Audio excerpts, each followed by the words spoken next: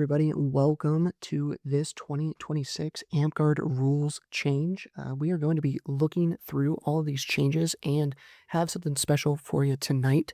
We have brought in battle masters from three different kingdoms here. So we are going to go through these line by line. But before we jump into that, I would love to introduce you to our guests here today. All of them are esteemed battle masters in their kingdoms. I'm gonna start. I'll start with me, and we'll kind of go around here. What I want from everybody, if you would, just briefly give me your name, give me your kingdom, and then, um, do we want to do the fun fact, or is that a little too corny? Well, that's a little too corny. We'll just do this. I am Saint Godric, playing out of Winter's Edge. Have been a battle knight or battle master for I don't know, maybe a year or so.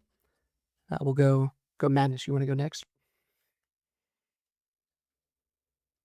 Sure, yeah. Whirlwind Madness, knighted in 2023, I believe. Battle and Sword, a Paragon Wizard Warrior Paladin out of Winter's Edge. You forgot one there. Walker in the Middle is not a Paragon. Thank you very much. Cool. Kodiak, go ahead. Sir Kodiak Dragonsteel, Knight of the Crown and Flame as of yesterday, Paragon Druid, Paragon Scout, Paragon Archer. Awesome. Thank you, sir. Congratulations. Thank you. Cool. And Air? Dominant Air Empyrean out of the Rising Winds. I was Knighted of Battle last year, and I'm a Paragon Bard, Paragon Warrior, and working on Monk. Cool. And then we will have Battlemaster Nameless will be jumping on here in a little bit. He just got his Battlemaster, so he doesn't have the fancy Sir title yet. But he is a Paragon Anti-Paladin. Is that all he's got? I think that's all he's got. He doesn't have Warrior yet. I believe so. Yeah. Yeah, that sounds right. He's from Rising Winds as well. So we've got 2 Rising Winds, 2 Winter's Edge, and a Dragon Spine Battlemaster. So yeah, I'm pretty excited. So kind of what we're gonna do with this, we're gonna go through and look at all of these changes, and all of these are just proposed changes. These rules, I just want to make this very clear up front. These haven't gone into effect yet. These are going to be the rules that our rules reps will be voting on in the next cycle.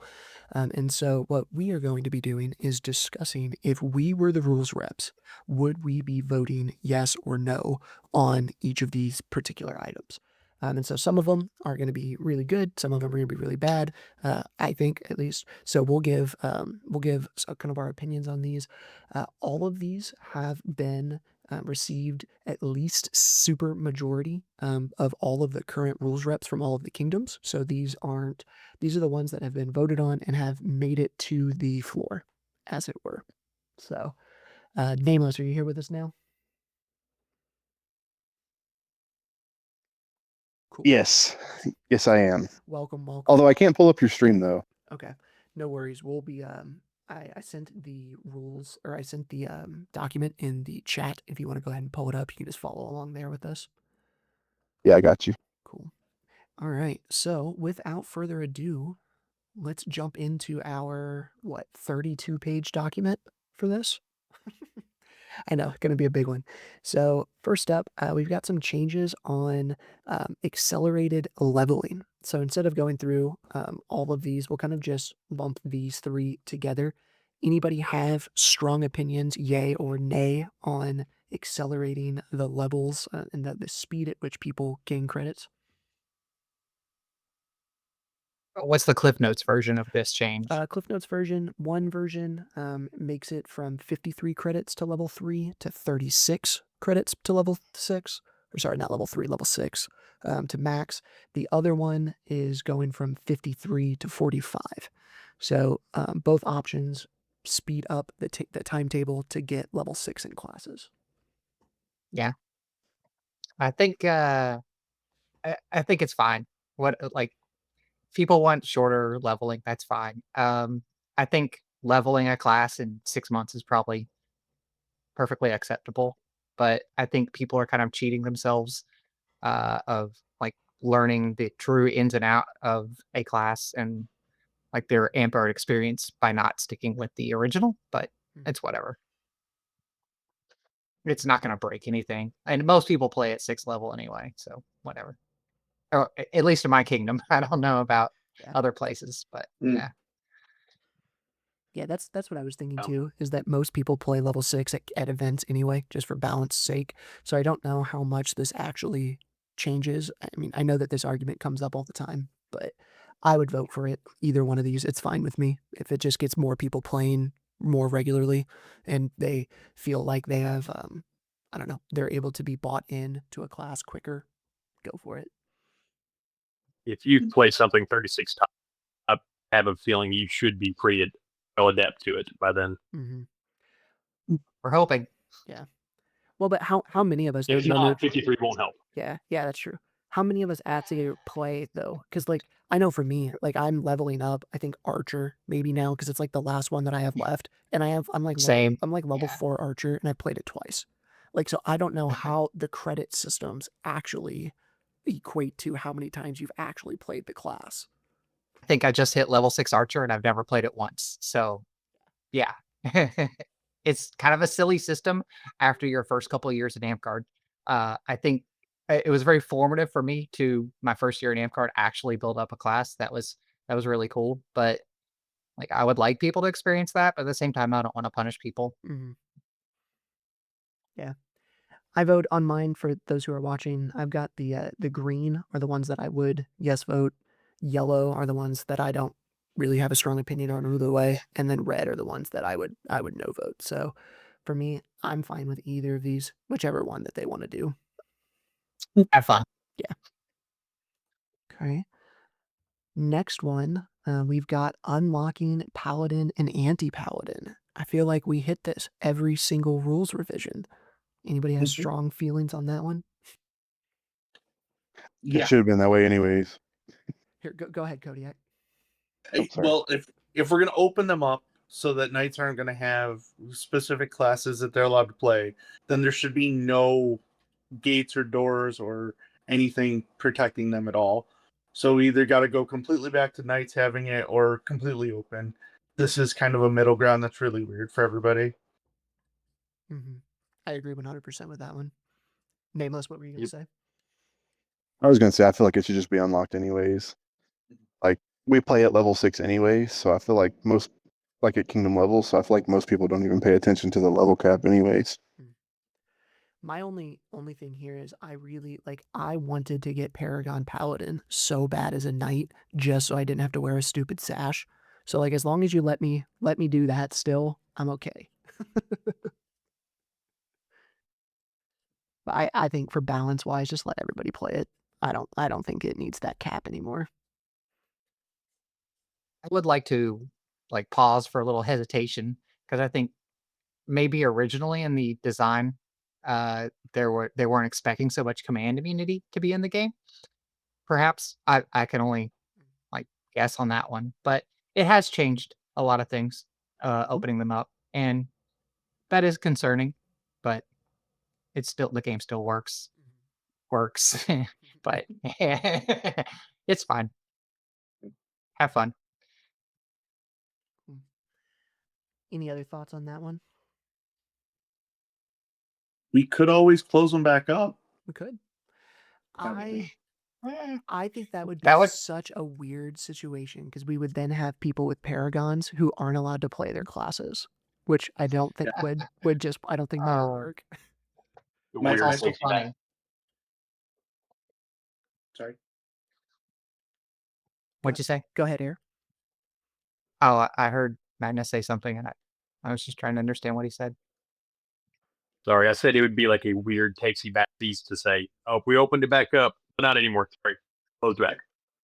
It'd be funny. It would be funny. That's the I think my squire would be upset. Just got his Paragon Paladin this weekend. And to take away from him would just be super funny.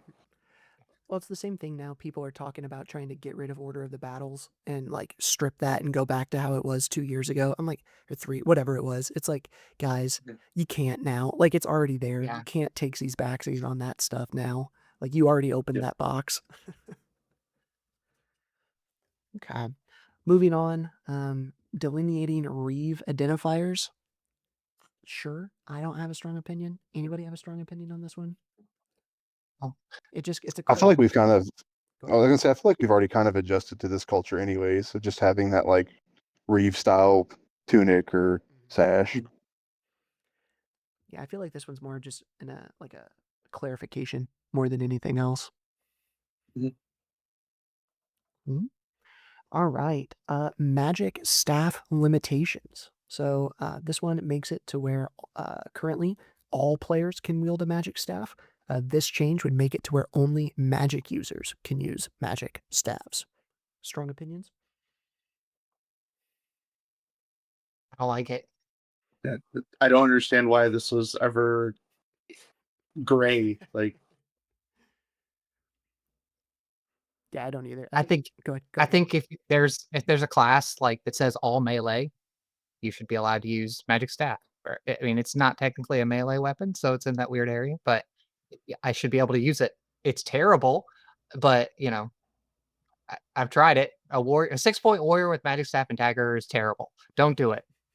But it's it should be allowed just if you want to be goofy.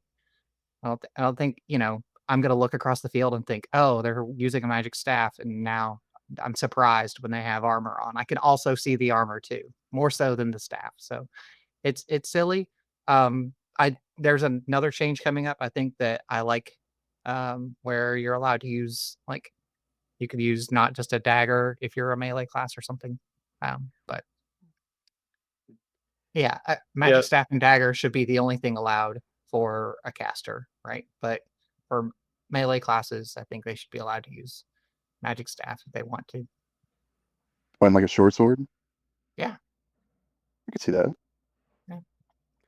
I don't think magic the staffs. way I'm reading this, Go, Madness. the way I'm reading this is that only magic users are limited to a dagger besides it, and that anyone else who uses it can use shields or swords or whatever, because it even that's explicitly says this allows to be used freely in tournaments. I'm trying to think of the that's what I format where thought. you would count it, and I don't know why someone would use it in a tournament. I guess you see a lot of people that do the down spear with a short, but a magic staff is just a version of doing that with the ability to be offensive with it. So I don't know why that would be highlighted or prioritized in any way, but interesting.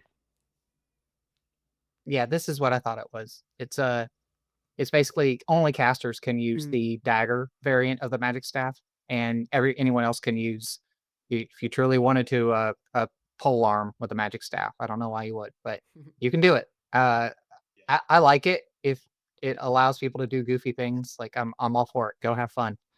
But yeah, I think for casters they should be stuck with a dagger if they're using a staff. Yeah, fair. I read that one wrong. So yeah, I I don't think this really changes that much. I don't think it's game breaking by any means. So I don't have a strong opinion on this one. If they want to put it in, cool. If not, cool. then Okay. This one, the ring rule for weapons is just a clarification thing for weapons checkers. I don't think it really pertains too much to battle gaming, so we don't got to spend too much time on it unless anybody just really wants to. Cool. Specialty arrow labels. This allows you to label arrows, or not just labeling. It can just be the color that it's going to be. I think this is fine. I don't think, again, this doesn't change a whole lot. When I get hit with a covered arrow that is red that has written, the name of the spell or the arrow on it, it doesn't matter to me. Like I see the red, that's what I'm paying attention to, not the description that's written on it. So Right. I don't know if it really effectively changes anything other than letting more arrows be on the field. Potentially.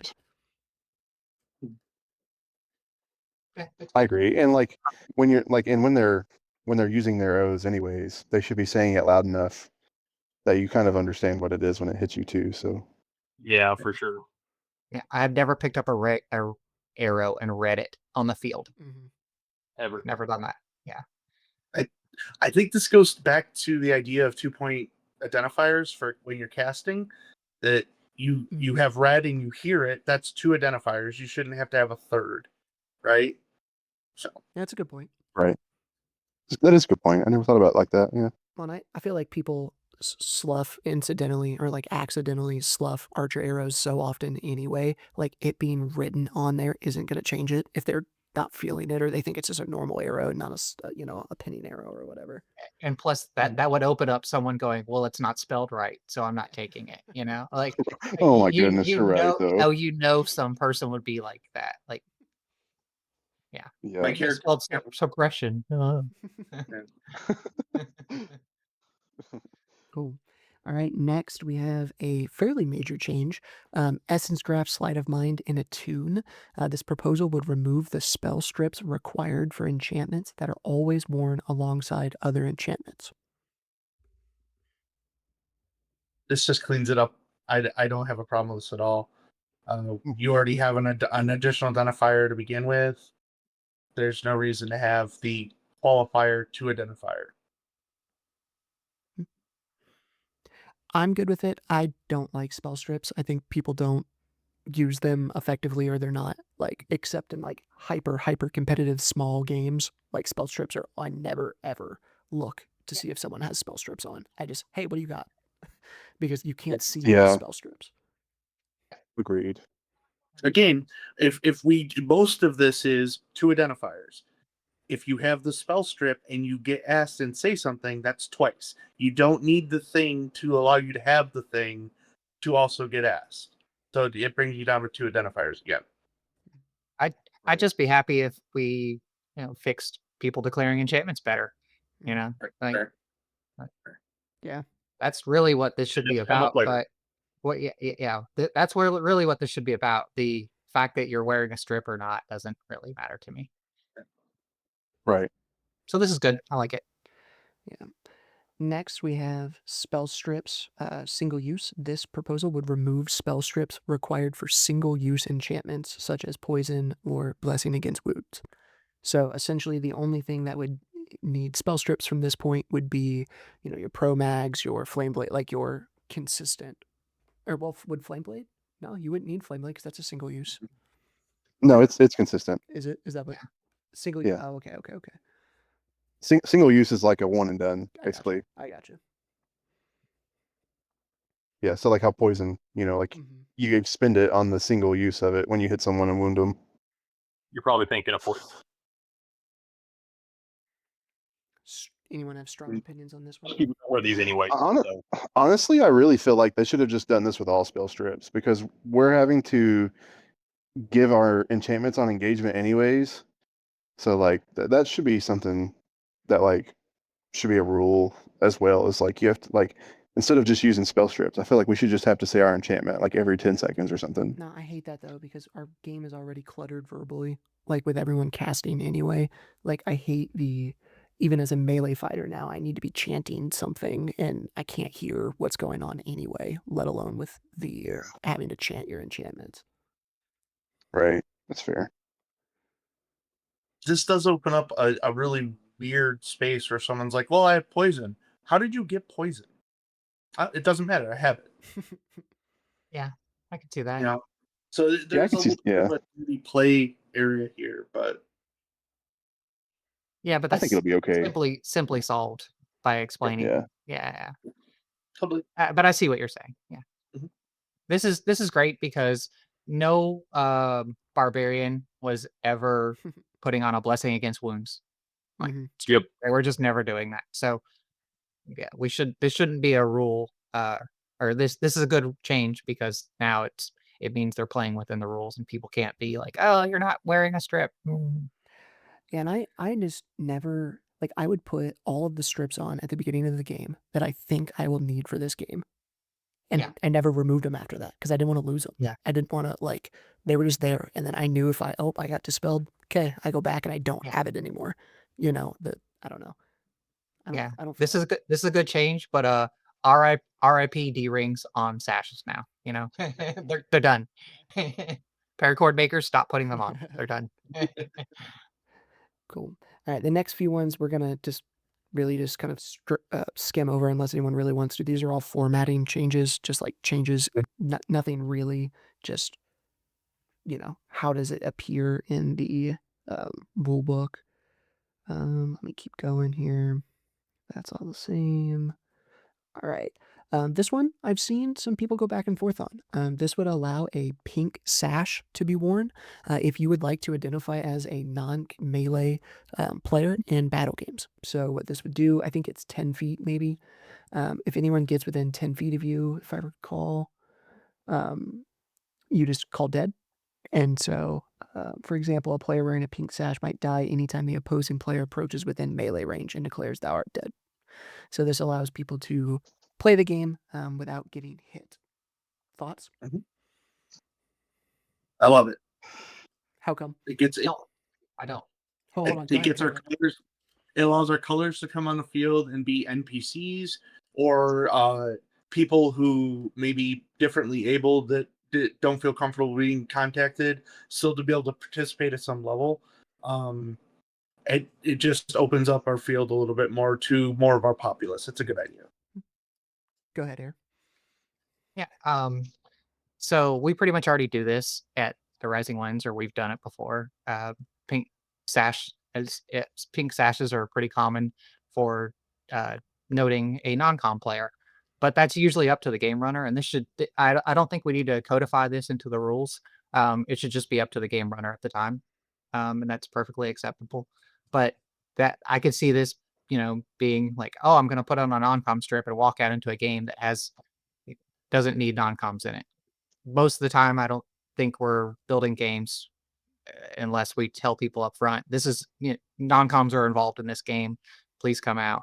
Most of the time, non-coms aren't coming out.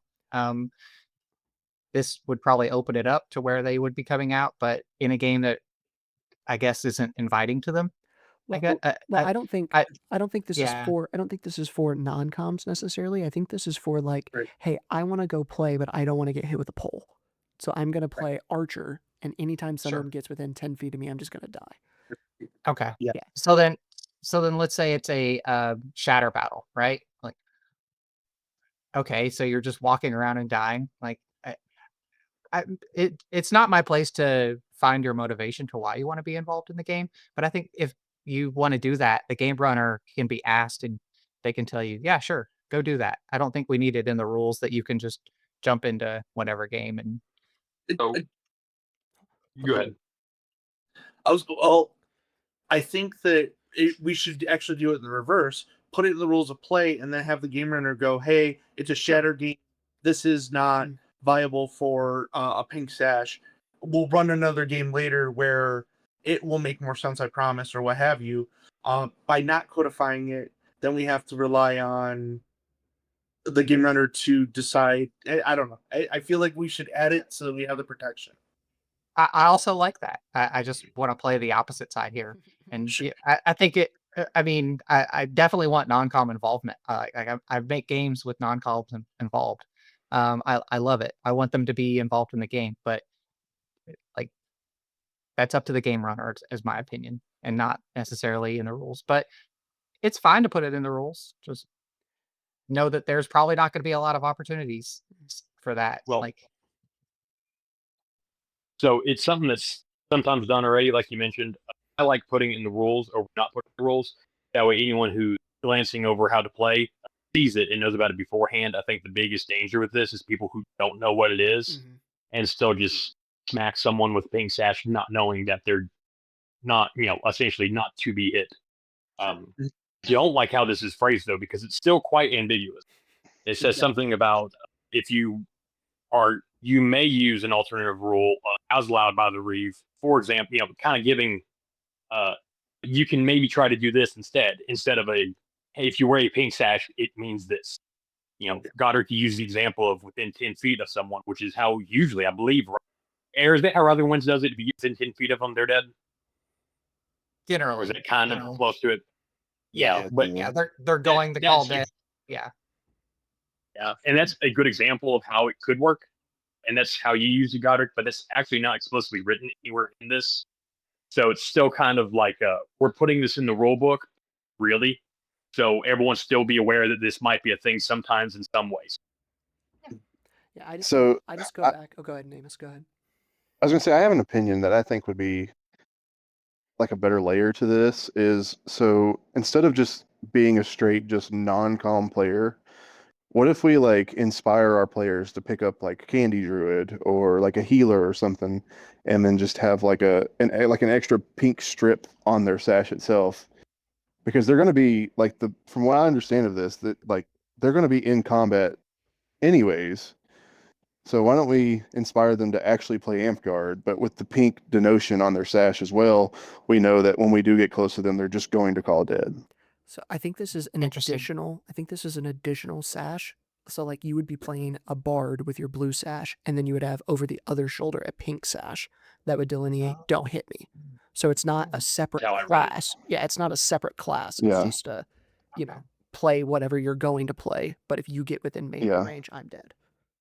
Right. And to Madness's point, the reason why you have to leave it vague is because if you say 10 feet, you're just going to see more 11-foot poles. You know, if you say it's 5 feet, the 7-foot pole is more important because then you can just put it in their range and they have to declare they're dead because they're wearing the pink sash. If you leave it vague, the game ruler can go, hey, this is a 5-foot bubble, this is a 10-foot bubble, whatever for Yeah. that, instead of the inverse, I think.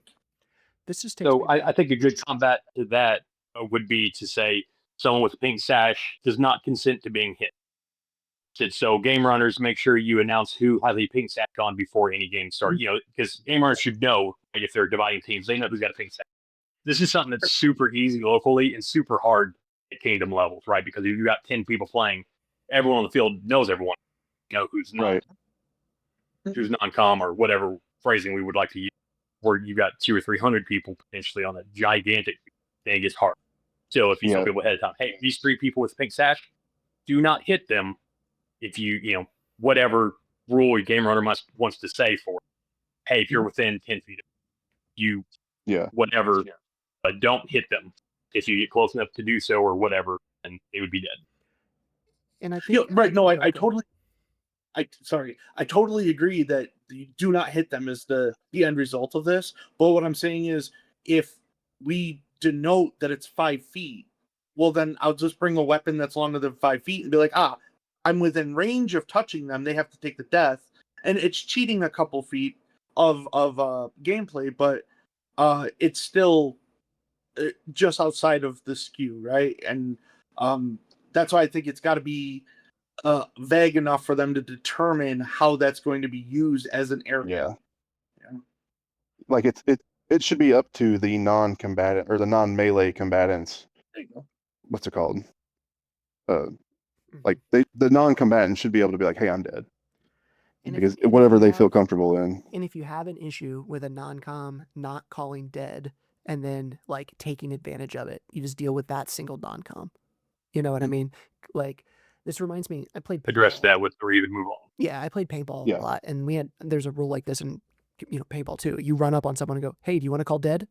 And like you give them the option. If they say no and try and shoot you, you just light them up because you're 5 feet behind them or whatever, right? Like you give them the option to call dead first. And in most games, in most scenarios, I think that that's fine. And most players that I know of who would put on a pink sash will be calling dead as I'm running at them. Like I don't think it will get to the 5 or 7 foot or whatever. I think that they're going to very quickly put their hand on their head and just move on. Yeah. On that same notion, if someone's going to change their weapon loadout to take advantage of someone's pink sash, then I'm not worried about them getting any close to the person. Sure. I mean, that's fair. Yeah. I still think this should be up to the game runner, but I'm fine with it. Like, I can't see a world where a bunch of wizard players decide to also wear pink sashes. They can still interact with the game and kill people with fingers of death and all that verbals and stuff. And now you can't shoot them or throw throwies at Well, them you or still do can do all anything. that. It's just no melee. All range stuff is still fine. Okay. Yeah. Yeah. Cool. Well, let's move on to our next one here. This is one. Okay, this is a kind of complicated one. It adds a new state called Afraid. This proposal would create a new state called Afraid that would be used by Insult, Awe, and Terror, and centralize the rules that prevent a player from attacking or casting magic on other players. So essentially, it moves all of the magic from those different types of spells into one specific state. It codifies that state, generally, I am averse to adding more states to the game because I think that it is already too complicated. This is an exception for me because it simplifies some somewhat confusing things that we already have and puts a language and gives it a name to the things that these spells are already doing. It's not technically creating a new state. It's more codifying this an effect in the game that we already have. Opinions? Yeah. I think with the creation of this, it's also going to create new depth in our enchantments as well. I think is what we're going to find. So I think this is a good change, but it also has underlying effects in the long run that I think will complicate the game down the road. It feels like a precursor. Like what else is coming? Yep. You know. Yeah, right. And I want to know those things before I really kind of make my decision up on this. Adding a new state just seems bloating. But I mean, it does. They all make sense. It does make sense as a change, I guess. It just makes it slightly more difficult if you're a like Smith inclined and you're trying to build a game where it's like you can't be in this area in a state, right? Well, okay, now I have to also list this as a state that is or isn't allowed. It's just an extra thing, but it's good. Have fun. Yeah, this one's a convenient one, in my opinion. I think if you can break down the game to these schools do this, these states do this, then it kind of makes things easier for trying to learn from the get go. I think it was you, like 6, 7 years ago, that did like some flashcards for the newer people at the park. And it had different states and different what do these spell balls do and what do these songs for bards mean. And I think this kind of goes along the line. If you sit down to look at things, this is one of those few things that people would pick up super quick and kind of not have. These are the states, but also if this happens, then this happens. I agree. Awesome. So moving on to the next one here. No accidental self wounds. Awesome. Cool. Why is this not in there already? You can't kill yourself in this game. Silly. Yeah. I don't yeah. We'll see. I don't know why that one wasn't in there anyway, but oh well. This one is a little bit more controversial and we might spend we'll see. I think it's a little bit more controversial. Projectiles must travel their own length for them to count. I am against this one. I do not like this one. I'd love to hear other opinions though. I felt like we saw this one coming. Mm-hmm. Like Yeah, I'm very curious at like where this is a problem. Javelins. Javelins. Yeah. It's trying to fix a problem with, I think, if they're going to continue to buff Barbar and try and make Barbar, like, that was the big thing. It's now, like, you could do the really quick 12 stab jabby things, you know, and essentially use your jabbies as melees and just drop them an inch and it counted. Right. But because they're shield destroying. Yeah, and I think that was the fear, but it never actually came into fruition in any real, like, competitive meta. And so I think that this is trying to nerf something that isn't actually a problem and ends up hurting multiple other classes rather than fixing the barbarian class. Yeah. Well, and I feel like this is going to be like hard to reave because like you got like 100 people on a field and 20 of them throw javelins like 10 foot from each other or 5 foot from each other. You got a 6-foot javelin, like here we are again with if it's 1 foot longer, right? Yeah. No, that's silly. Seems wildly unnecessary. Yeah, I've juggled a javelin like one time before. I threw it at a shield, it bounced off, I caught it, I did it again. It felt great. I want that to be allowed. Like it doesn't happen very often. Yeah. Keep doing it. Yeah. This is not it's not something I feel like we need. Yeah. Yeah. And it's technically a nerf to so many classes that don't need nerfs. You know, and granted, it's a small nerf, but still a nerf.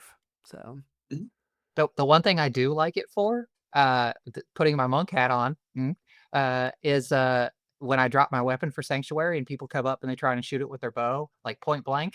Haha! It's not broken now. You know. Yeah, you have to travel the full length. Oh yeah, that's a good point. Yeah, I would like it. I would like it for that, but that's silly. Like, okay, you've broken it. Like, you don't. You're fine. I don't even really want. It's funny to watch people miss, but I don't even want you to shoot the weapon. Just okay, you broke it. Good for you. Yeah. Yeah. What a Now silly use of opening. your time. Yeah. That's why I brought another poll. Yeah. Cool. Next up, we have accessibility in the charge incant. Essentially, it just allows you to mess up the charge incant and keep going with it. I'm indifferent on this. I get it. I like. I think that I don't like adding in that you can mess up spells. But also, when you're doing the charge incant, you're not actually in combat anyway. So, like, you can flub it and it doesn't really change the game that much either way. I don't know. I feel like this is a needless change that doesn't really fix. There's no problem that this is trying to fix. If Agreed. the Reeve is being really stringent and you screwing up your charging can't, they're paying a lot of attention to the wrong part of the field. Yep. Yes. Agreed. So Yeah, this is bloat. Don't add it. Yep. It There's just no- really doesn't bring in. It doesn't change or bring anything into line. It doesn't make anything better. Just why? Next, we have a charge chant. This proposal would create a method of regaining abilities via a chant as an alternative to the charge incant. Every 5-second iteration of the chant would replace one charge incant repetition. Thoughts? I like it. so an alternative way to do the chant or to do the charge. It's so essentially you could move. Like you could move while doing the chant. Could you? Can't you? Huh? I thought you could move in all chants. This is You this is can. worded You weird. can. I think yeah, it is. I don't think they thought that out. Perhaps that you could move because usually you can't in a charging state. Mm-hmm. It's not really a state, but I think what they intended with their wording was like charging 1, Mm-hmm. charging 2, charging 3. That Oh, and the 5 instead of second having to, intervals. yeah, Instead of having to instead of having say, to, yeah, instead of yeah, having to hold your breath and rap battle real quick. I think yeah, that's that what makes they are. sense. Okay, Yeah, but yeah, if you call it a chant, then you can move, and that actually does change things quite a bit. Like I can advance up the field and continue chanting or continue charging. That's pretty strong. Like all of a sudden, your charge time 10s are getting a buff when they weren't supposed to be buffed. Yeah. And I agree. I don't think that was the intended purpose, but I feel like this is phrased so poorly because I think the five of us came up with 3 different interpretations. yeah, the I think- wording here really matters. Mm-hmm. yeah. I think this would be a good change with the right wording. I just don't think it's Yeah. needed because, like, here, so it says 5-second iteration. Okay, you should be able to get the charge incant, like one iteration of the charge incant off quicker than 5 seconds. So, like, I don't know if I can't move, I don't know when I would ever use this. Like, I'd rather just do the normal charge incant. Oh well, it says here I at the think bottom. this is probably, but It says players may not move from their starting location and must have an empty hand. It's still the normal incantation rules. Yeah. Okay, Um, I don't know so- what this accomplishes. Yeah. Yeah. Right. Well, it just means you're not rap battling and, losing your breath, trying to yeah, actually recharge a spell, which I actually like that. I think this is for the person who's been like out there an hour-long battle game, but in pupping, to just let them charge and to actually stop and charge and take the time to charge what they're doing without also being out of breath when they come out of their charge. A charge time 3 is maybe 10 seconds. So this is longer, but if you're like out of breath, like we're about to get to with the charging at your base thing, which is cool because if you're out of breath or whatever else, it gives someone who's in that position an outlet. I think that's fine. I think if you want to be at level, then you're doing it. It doesn't change anything you're doing. Mm-hmm. And if you're at a position where you're struggling with this type of thing, such a niche thing, but cool. Let them have something that they can, still accomplish what they need to with. Mhm. I will do this for sure if it goes through. This is how I will recharge from now on because it's just so much better than saying the same incantation over and over again. Yeah, and I feel like you're almost forcing yourself to say it fast when you have the full incant. This actually makes you take your time to like catch your breath and stuff too. But the word chant still has to be removed. That can't be what it is because chant implies something else. Yeah. I agree with that. Well, I'm going to give us a slight prompt. We're going to need to go a little bit quicker through these if we're going to hit any of these last ones. So with that, we've got resting at base.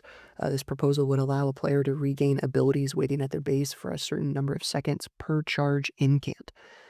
5 seconds per iteration, 6 for 10. Nope. This contradicts codifying spawn protection, which is a later thing. If the spawn is supposed to be a safe place where there's no combat being had, you cannot do resting at base because someone will inevitably come out of rest and immediately fight, making the spawn space a battleground. You can't do it.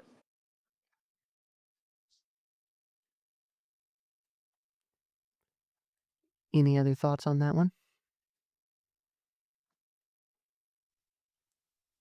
Cool. Gameplay. So allow flexible pronoun use. This proposal would allow players to vary the pronouns used in incantations at touch range to suit the target.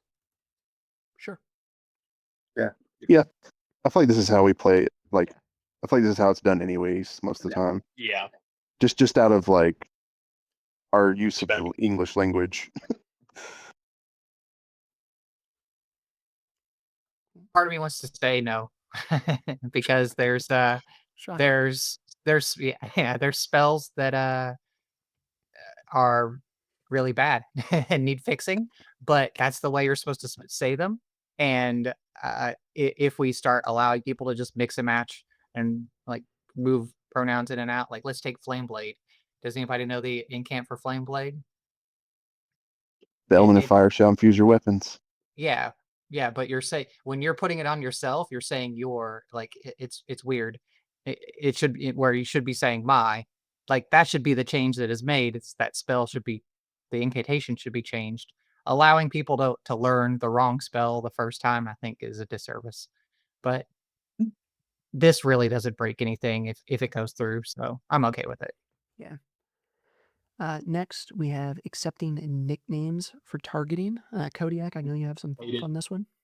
I hate it.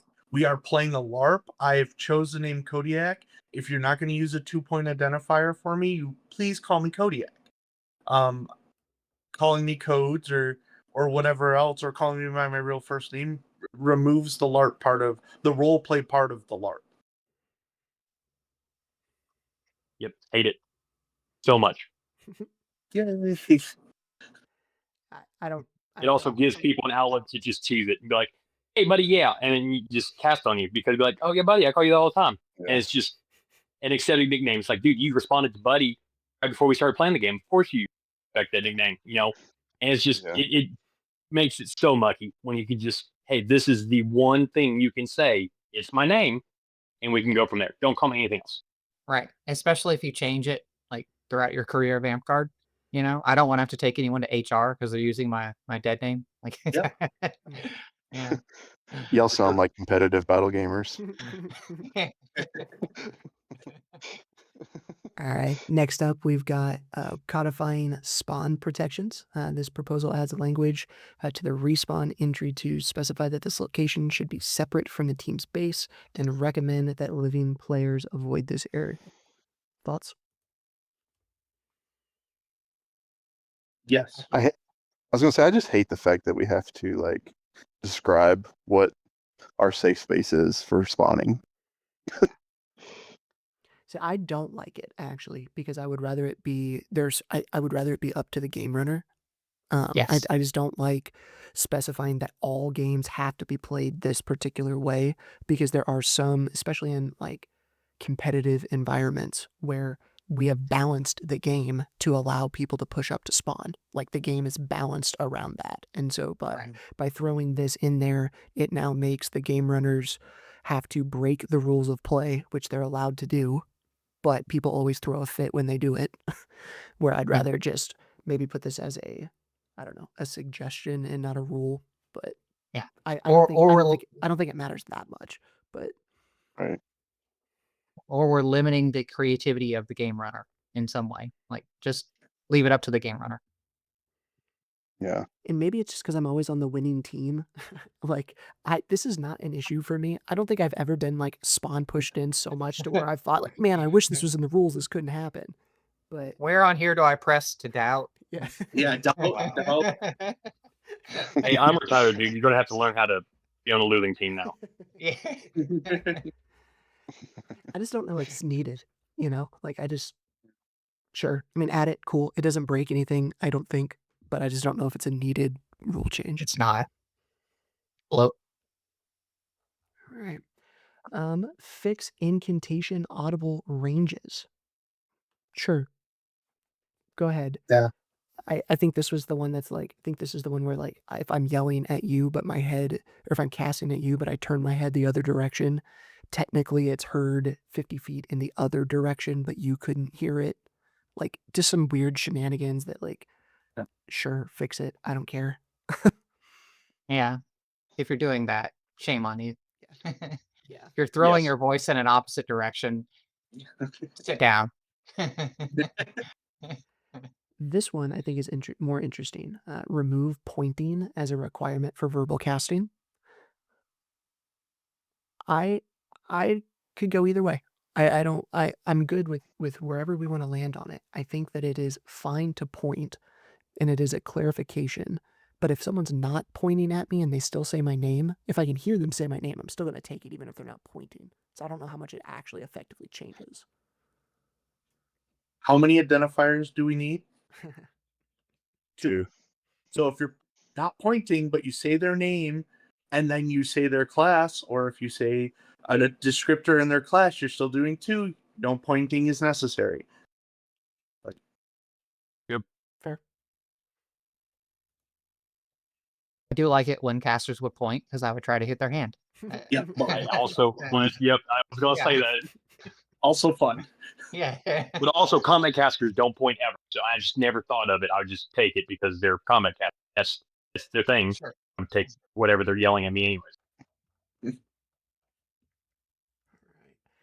Next Yeah, up, I don't care either way. Yeah. Sorry. oh, you're good, man. Next up, we have simplify EX/define empty hands. Cool. Go for it. Yeah. I love this personally. As like a martial main, this makes it so nice to not have to like stick your sword behind your shield and then take an open hand and be like, "Oh, you're awed." Like I can just now just like fight in the combat and then like openly be like, "Oh, I'm gonna awe you now," and not have to like drop any form of defense. Like that, I feel like this is a good thing. So I agree with all of that, except that I don't like making casting spells different in certain scenarios.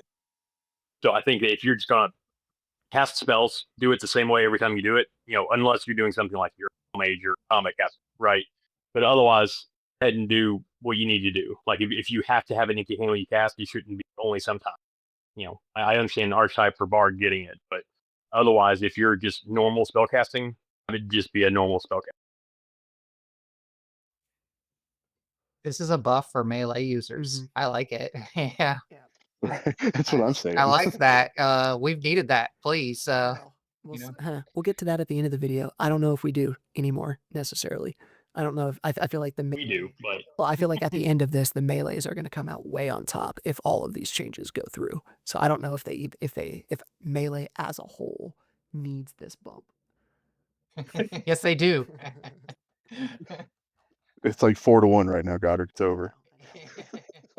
the next one he's gonna say though, this next rule is a big deal. This is a huge deal, and I hate it. I don't like it at all. It's having all spell bolts from 60 seconds to 30 seconds. And let me just rant on this one, and you guys can tell me. I think magic is overpowered in most instances in our game, but it's not because of spell balls. Like spell balls are, if I get hit with a spell ball, it is okay because I didn't dodge it. Like I feel like they have the most counterplay out of any of our spellcasting mechanics in our game. So like the issue here when I'm playing against a baller wizard, very rarely is that baller wizard who ruins my entire game a spellball wizard, right? Like most of the time they're they have a battlecaster build, or like they're doing all these combos and I just don't know what's going on and then I'm dead. Where the spell balls are fine. And they're a great way to get new players in spellcasting. And when I get hit with one, good on you. I should have dodged it. It's the most counterable thing, and it's not the reason that casters are broken. Agreed. Also, if you have a ball effect and you have a verbal effect and they have the same effect, and now they're the same time, why do you have both? Yeah. Yeah. I also think the part next where it's it as a scenario rule, just do that. Like if you add that and say, hey, if somebody wants to say spell balls only take 30 seconds instead of 60, let them because they have a reason to. Otherwise, let's sit 60. Everything you Yeah. Well, and we already do the magic, but we do this next rule already, right? Like so many games. It's like, all right, spell bars are halved, especially at Park. You just do that because it's, you have 10 people on the field. 60 seconds is too long. Everyone understands that.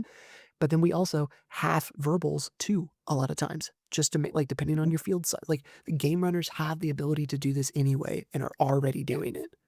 They are. I don't know why we need to add more stuff to the rule book to just make it longer if they already have the ability to do it. Bloat. Does anybody think the 30-second magic ball is a good idea?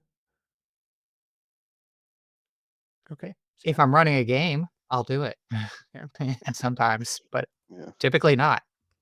Cool. See, I thought that one would be a little bit more controversial. Because this one passed 75%. This was like more than the supermajority of the rules reps think this one's a good idea. crazy. That's wild Squeaky to me. wheel. The squeaky wheel gets the grease. Next up, we have 5-foot limitation on greater release. I'm indifferent. Whatever. I mean, yeah. Okay. Alternate mutual base exclusivity. This proposal creates a definition of alternative base. Sure, I think this is good. I think it clarifies a couple of things with just a couple of spells. I don't think it really changes the game too much. It just cuts down on a little bit of confusion that came up with just a couple of spells. Goal ultimately. Yeah, that's good. Okay. Ancestral armor incantation. We got a couple of armor or warriors in the chat. Thoughts on this one? This proposal removes the poem incantation for ancestral armor that healers use, replacing it with the war. Oh, sorry, you're right. I didn't. This doesn't change anything for warrior players. Yeah. Still doesn't have to worry yeah. about remembering it. Warriors were eating good on this one already. Yeah. I think this is good because I mean, like, this might actually up the healer's use of ancestral armor because I don't know anybody that's ever actually used that full incant. No one. I can tell you right now, 0 person. Zero. I've Right, ever- 0. yeah. They're like, oh, here's your pro mag. Go have fun. Yeah. Yeah, I think this one doesn't matter to me personally. This adjustment makes the repeated casting closer to what other repeated castings are, so it's making everything more balanced. It's a good thing. Yeah. I'm good with it. I do hope we see more use out of healer with this. Probably. Next, we have combine ward self and bless harm. Sure. Yeah. Yeah. Sure. Yeah. They essentially. Not too familiar with. Yeah. Yeah. Are they the same thing? No, ward self is kind of weird because it says you're unaffected by the next wound, death, or state that may affect you. Oh, it's got a And I limit. think it's got a limit, yeah. Yeah. Yeah. Get rid of that. Make it blessing against harm. That's Yeah. This is just a streamlining. simplifying thing. Yeah. Next up, we have greater mend. This proposal would allow greater mend to be used to repair 1 point in each location compared to just 1 point on one location. You just love this, huh? That's a lot. It is Yeah. a lot. Somebody's going to stop for the next 30 seconds trying to remember how many points they have everywhere. But I mean, yeah, sure. If you want to do that, go for it. I don't care. It's just extra confusion in an armor is already confusing to track enough. Like this is gonna be like, sure, you gave me a greater mend. Why not just make it top everything up? Like that would be simpler. It would be too strong, but Greatest mend. make more sense than just like, oh, you get 1 point here, 1 point here. Oh, you haven't lost anything there, nothing there, 1 point here. Yeah, it's just a little convoluted for a change. Yeah. Yeah. I think we have Spadoinko for a reason. Like, I feel like the original was fine on Greater Mend.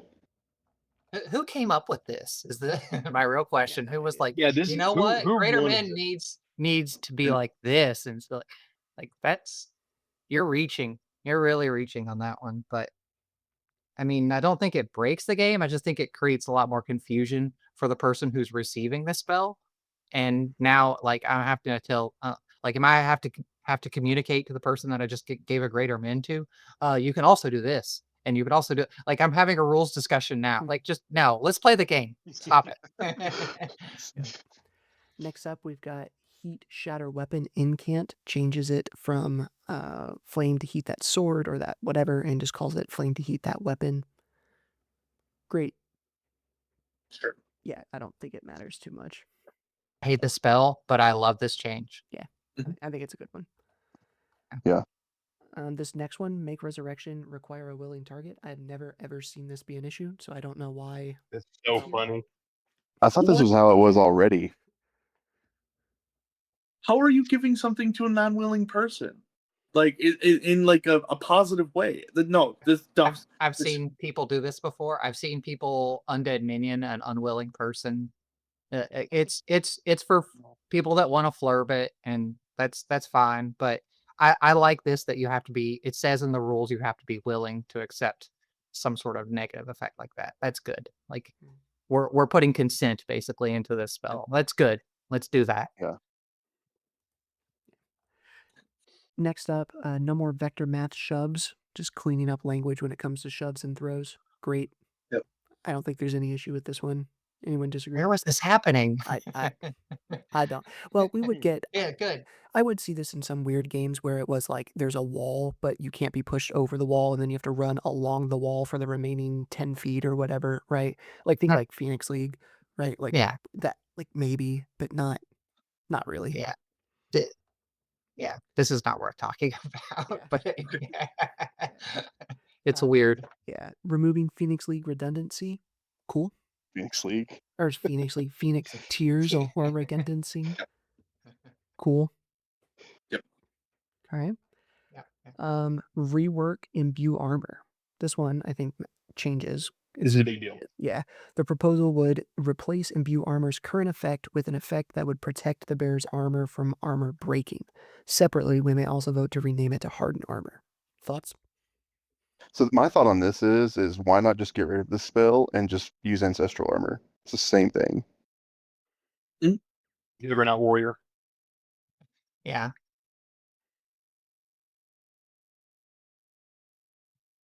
Like, that's all they're You doing. lose your AS, but you essentially still keep non-crushing breaking. So makes Juggernaut much more powerful. Did Juggernaut need it? Yeah. Mhm. I don't know. Did this spell need it?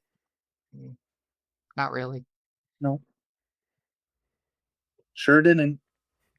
So we don't like this one as a whole. It doesn't feel necessary. Yeah, Yeah. it doesn't feel necessary. Okay. Yeah, I'm more along those lines. Anything. Next up, we've got rework imbue shield and imbue weapon. I'm not. I said it. I don't know. I don't like renaming stuff and adding more stuff to it. I think this is more confusing, but I think the effects themselves are fine. It says replace all instances of imbue shield with a new ability just called imbue, which is a defensive enchantment for both shields and weapons. Yeah, I think this one's cool. As a person who uses a polearm, I find my polearm getting hit by ice balls and stuff a lot. So I think this would be cool to like have this as an enchantment on a front line fighting behind a shield wall, and it's going to keep me from getting frozen. So I think this is a good one in my opinion on the imbue weapon side. And then the toxic blades make sense to me as far as like making you wound skill, because like imbue shield, imbue weapon are like the complete opposites of each other in that instance of their names and what they do. So I like this one. what are they reworking with Imbue Shield here? So they're making it imbue shield and imbue weapon, and so now your imbue weapon can also absorb like spell balls and stuff, like your imbue shield does. You have to pick one or the other. You can't Yeah. imbue shield and weapons when you get I it. got you. That's the big Interesting. part. Yeah. Okay. I like it as a player. I don't know if it's good for the game. Like, I don't know if we need it. I don't know if the classes that are going to benefit from this need it, but I would personally like to play with it. So, Yeah, like Yeah. if you're wearing a shield and you choose to imbue your weapon over your shield, like do you play warrior? Why would you ever harden your Right. weapon over your shield? Like it's weird. It's interesting that you can do it, but it's also kind of weird.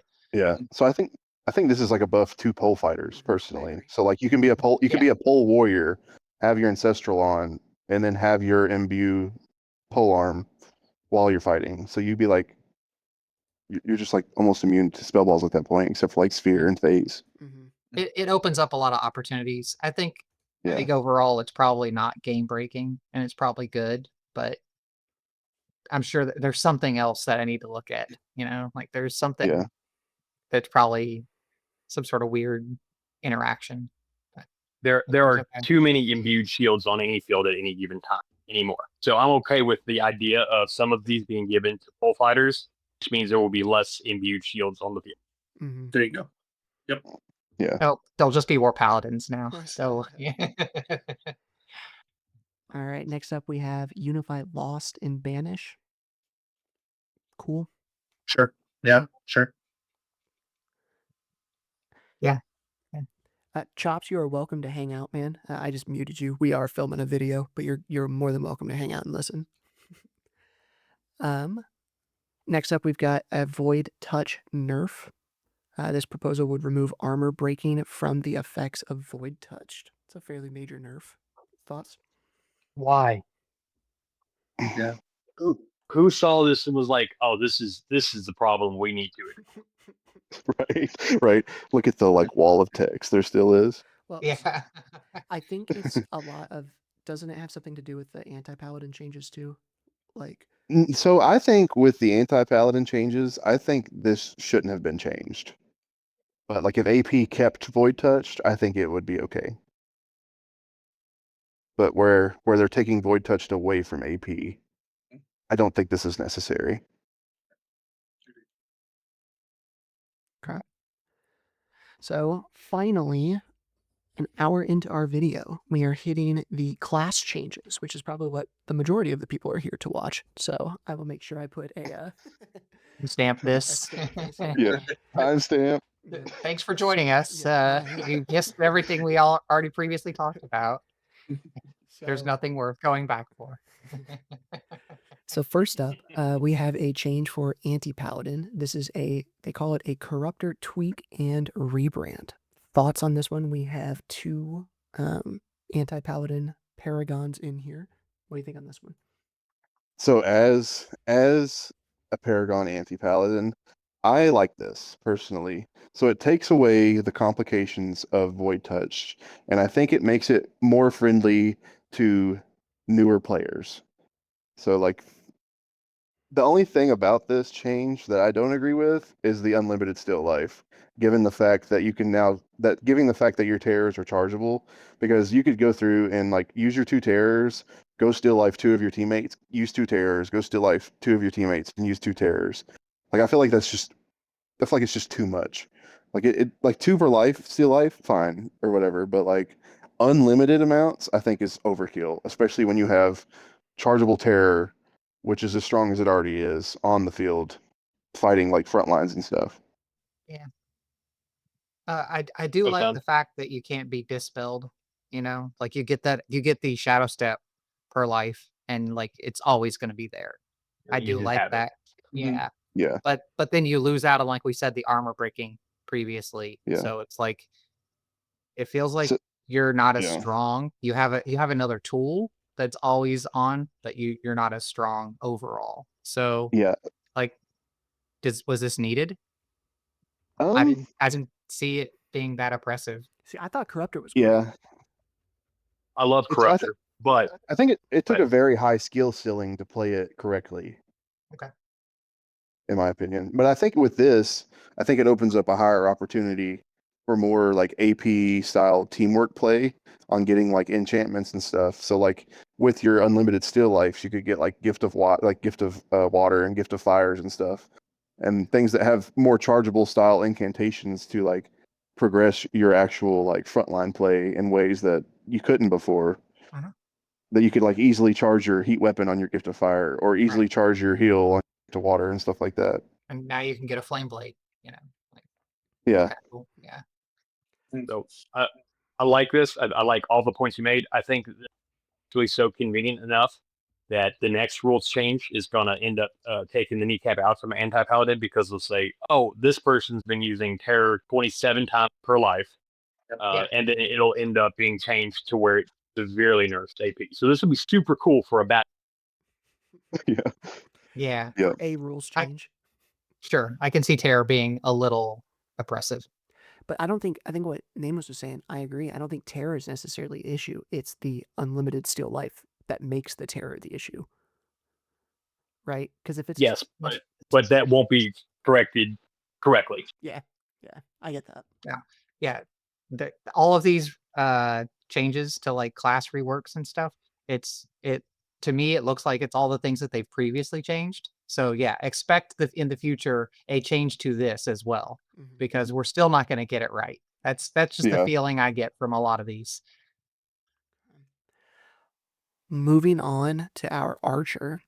First up, we have more arrows for archers. This proposal would add extra suppression and phase arrows for archers to be broken up into a couple different things. They'll also vote this doesn't necessarily apply to artificer, but it might as well. I am all for this one. I think archer needs a lot of love. I still don't think this makes archer good. I don't even think this makes archer average, but it at least bumps it up. It gives them a little bit of love, and they need all they can get right now. This needs to be considered for Artificer immediately. Is on top. Like if we're gonna do it, Artificer needs it as well. Yeah, I agree. Yeah. I'll take your all's word for it, but where's my gray sash at? Please, no more phase arrows. Please stop it. Yeah, it seems fine. And then this one next is just a reload limitation, which doesn't really do much. It clarifies you can't go near combat, in which I think was already in there. But anyway, this doesn't effectively change anything. It just makes it clears up a couple of minor issues that I guess people were having. It's good. Yep. Next up, the class that I've heard the most opinions on so far, good and negative, about these changes, Assassin. So first up, Assassin Entangle option. This proposal will give Assassin the option of choosing Hold Person with a charge ×5 or 2 Entangle Balls, rather than their current once per life Hold Person. I'm okay with this, honestly. Yeah, it's fine. And the reason being is the spell ball is a lot harder to throw than using the command, and it kind of gives them the option to not have to use command when half the field's immune to command. Yeah. I'm just gonna go ahead and say I'm not a huge fan of giving more spell balls to melee classes because we're just gonna make everyone a caster now. Like, is that the theme that we're going with? It seems a little tired. I'd like to see something else, but it's fine. It just means like you can probably get off a lot more hold persons than you normally could have via entangle balls now. Like, so there's room to be a lot more annoying. And assassin is the most annoying class. I love this as an assassin just because I'll hold on to it and you just use it on people rushing me in a time where I couldn't get Hold Person off. Yeah. Yeah, I definitely see this change as a workaround for all the command immunity. Yeah. I don't know if Assassin needs it though. That's the problem. Like I felt like Assassin was balanced. I don't know if it. I feel like they need it. Not needed at all, but I'll take it. whatever. As an assassin player, I'll take it. But More thrown stuff and less yelling. I'm okay with it. And just in that sense. 100%. The next change here is Poison Bolt. This proposal would create a new green magic ball called Poison Bolt. Abeyance would be recolored to pink or orange to be determined. Assassins would have the option to choose Poison Bolts instead of poison or poison arrows. So essentially, if you don't Take it back. I don't like this one. you don't like this one. No. I don't. No, I don't like it. No. Okay, how come? Keep creating a new thing when they already have poison on a weapon or have poison in an arrow. You don't need to create a magic ball for them too. And replace it. And replace a ball that's already colored with the color. That's fair. Yeah. That's fair. Okay. Next up, rogues killing allies. This proposal would remove an unintended interaction where rogues can regain a use of coup de grace by killing an ally with a thrown weapon. I've always hated the barbar bomb tactic of stabbing a barbar in the back. I don't think that should ever count. And that's the same thing here. You shouldn't be, unless the person is already dead and you like receive a benefit by steal lifing them, but you shouldn't be able to kill someone and then receive a benefit Well, because they're your. this fixes that. Yeah. This allows you to no longer use, like you have to use this on an Yeah. enemy. Yeah. But then it's a good change. Yeah, good change. Yeah. It had to be said. Yeah. Okay. Next up, we've got rogue triggers on wounding. This proposal would cause rogues No. to regain No. coup de grace. No. Yeah, this Good one's God. No. Yeah, this one's silly. This is so broken. Clearly, there's an assassin on the rules Yeah. board, and they are foaming at the mouth for this one. That is way too strong. Way too strong. Agreed. Yeah, that one would be busted. Like busted. Yeah. Busted. Yup. And then the last one for assassins is a spy charge times. This proposal would raise the charge time of Blink and Shadow Step from 3 to 5. Effectively, this is a nerf to bow assassin, and that's about it because no one else plays spy because you don't want to lose the armor. And personally, People play it. I don't think bow assassin is a problem. I don't think it needs a nerf. I don't know why this is here. Yeah, this one just seems silly to me. Like, is the difference between two charges really that big? Like, no. It can be. Well, it doesn't put it in line with anything else though. Mm-hmm. Like we're making it harder. Where's the other? Yeah, making the most assassin-y aspect of it longer. Yeah, I don't like it. I think it's punishing for a particular play style, and it's like when I started, I played assassin because that's the first class I think a lot of people start with. Do you have armor? No, you usually don't. So you're probably going to gravitate towards spy, and now they've made it harder for new players to play that class. It's a little too much. Was times 3 probably too good or good at more good than they wanted? Maybe. Is charge times 5 like a bad nerf? Is it too bad? Probably. Like just don't make the change. Yeah. It's fine. I just don't know if it's needed. Like when I look at the OP assassins on the field that ruin my games, none of them are spies. Like I've never once came out of a game thought, man, that spy was just broken. So I don't know why that's the nerf that we're gonna throw at this. Right. It's a speed bump to try to limit something. Yeah. Perhaps they think getting the wounding on coup de grace was like, gonna make this like seem like, oh yeah, this is the trade-off. No, there's two bad ideas. You can't. It doesn't make a good one. Those are on two separate archetypes. That's rogue. I got you. Yeah, it's two different archetypes there. All right, moving on. We've got barbarian. Barbarian look the part becomes brutal strike instead of an extra rage. Cool. No. Yeah. No. I don't know. No. I think rage is what makes this class fun. So Yeah. A lot of people argue that this class is terrible, even with rage, and now you're taking away one of them. Like, whose idea? Whose idea was to take one away? Barbarian is suffering right now, and they need to incentivize it, and this is not their correct incentivization. Yeah. I want to know when this is a problem. Yeah. Yeah. So next up, we have a Raider update. This proposal would rework Raider to gain contagion and more uses of Brutal Strike while removing access to shields and adrenaline. I'm not a It does Barbar not. player, so I don't know if this does anything, but You lose all instances of rage, but you gain bear strength. So they're getting rid of. So that's the They- current. Well, they and already the get bear proposed. strength. You get contagion now. So Yeah, which makes you can- fragile. So which makes you fragile. uh, Oh, this this just feels like they pulled some crap out of a bag and decided. I'm sorry, rules reps. It feels like they just pulled a bunch of mystery crap out of a mystery box and they were like, "Yeah, let's make that." It just it's not good. That's this what it one looks might like. make the too. least sense of any of the changes. I think to give you agent of all things. Say yes, barbarian, UV fragile, no more rage. It so and not no good. shields. Yeah, and no shields. You're definitely gonna get because you're fragile, so you're definitely gonna get.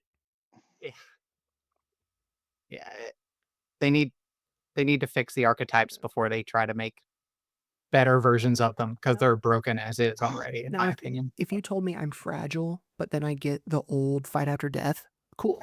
Now I get to activate my fight after deaths easier, maybe. But that's not what this is. So Let's not even mention it. They're yeah. These are already peeing themselves. You said follow up Stab Cool. All right, moving on to Bard, we have Battlefield Triage Normalization. This proposal removes the unusual requirement from the target's name to be stated for a touch range spell for Battlefield Triage. Yeah, that's fine. Cool. Yep. Yeah. That's No big deal. Reduce Song of Power jank. Again, fixing wording. Cool. I think that's a good thing. I'm not worried too much about this one. Rewrite. Oh, go ahead, Eamon. Oh, it's fine. Okay, cool. We've got rewrite Song of Visit. This proposal aims to simplify Song of Visit to avoid some of the strange situations where a player can exit the ability early and use the reposition to safely reposition rather than returning directly to base. Sure. I've never seen this be an issue, but if it is an issue, sure, fix it. I feel like you very rarely see Song of Visit, anyways. It's not taken. Yeah. I would think that it doesn't matter. Sorry, I don't think it matters because we're gonna delete it in the next thing, anyways, right? No, no, you're not. No, you're not. Oh, come on. You can take it from my cold dead hands. It's such a good like meme thing to do. You just insult It- 5 people and go into Song of Visit. Yeah. So okay. I can't believe they want to fix it in one and delete it in the other. Yeah. It's so weird to me. It's now the song itself. I'll go off on a small rant. The song itself is not good. It's like the worst song out of bards that they can take, but deleting it just takes away some fun flurbiness that you can do with it. Like there's no reason to. It's not oppressive. It stops you and you can't really do anything with it. Like there are tactical zero real good tactical opportunities you can use with Song of Visit. It's just not good. So that's my rant over. All right, moving on to color. Renaming the color class. They don't know what they want to name it, but there are some suggestions. I don't care. Call it whatever you want. Yeah. I mean, I'd rather just keep it because that's what we all know it as, and all of the Paragon colors scrolls say that, and I'd rather not change them. But I'm indifferent on this one. At least have something to about instead of say these are some options. I agree. Yeah. All right, some druid changes. Avatar of Nature cost. This would raise the cost of Avatar of Nature from 1 to 2. I'm okay with Yeah. this. Let's do it. Sure. What's the hesitation there? Well, I don't play Druid as much anymore, but Druid overall is going to take a big hit in this run, so we can do this one, but we can't do the other ones then. Yeah. Yeah, as a current Druid player, this is the least one I'm worried about. Right. That's what I'm getting at. Is like Sure, have this one. We don't want the other one stuff. I do see it as the strongest archetype in Depends the on game, but yeah. yeah. Well, Battle Mage is pretty strong. Well, This yeah, is I was this about is to say. this one's really close though. So like I'm okay with increasing it, like doubling its cost. Yeah. That's good. All of these next ones, I'm going to kind of pair them up. We have Essence Craft nerf to only allow 2 additional enchantments instead of 3. A Golem nerf to remove imbue armor and bumping Golem up to level 5. All of these are major nerfs to Golem and Gummies and all of that.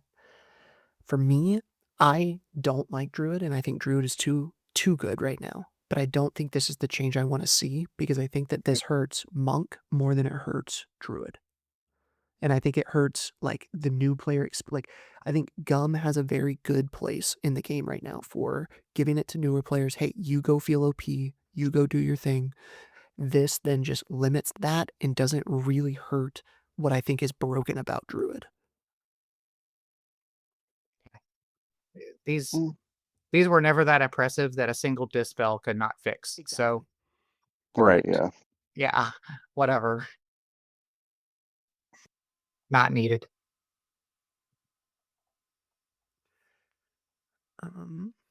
Next, we've got remove command immunity from lycanthropy.